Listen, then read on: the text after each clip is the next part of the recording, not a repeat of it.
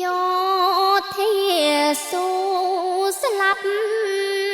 អើយតែជាតិរួជាតិបានពងពោសុខសានថ្លៃថ្លាជាតិជាយោធាស្មោះស្ម័គ្រទឹកដីមិនខ្លាចសង្ស័យព្រោះជាតិសាសនាចោលខ្មាំងឆ្លៀនពៀនហ៊ានបដូរសង្ខារការពារខេមរាឥតមានរុញរី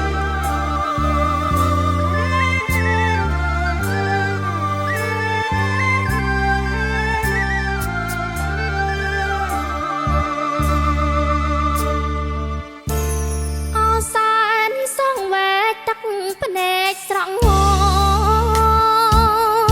ចិត្តសែនអាសូរក្លោយផ្សា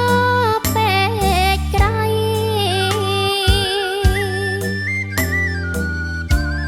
លះបង់គ្រប់យ៉ាងដើម្បីទឹកដីទោះជាត្រូវខ្សែមិនស្ដាយសង្ខារ